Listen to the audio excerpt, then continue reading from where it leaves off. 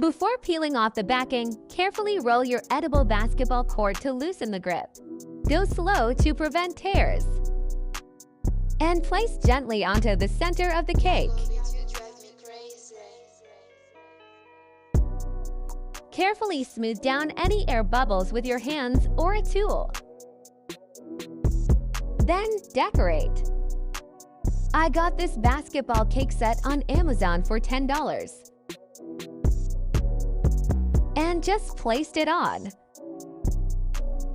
By now you can probably see my frosting smudge. Don't worry if you make a little mistake, just cover it. They stay pretty well on their own, but you can add a dab of frosting on bottom to help secure them if you'd like. All done!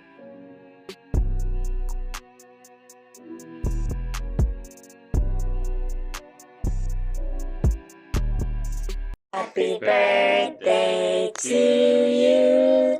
Happy birthday to you. Happy birthday.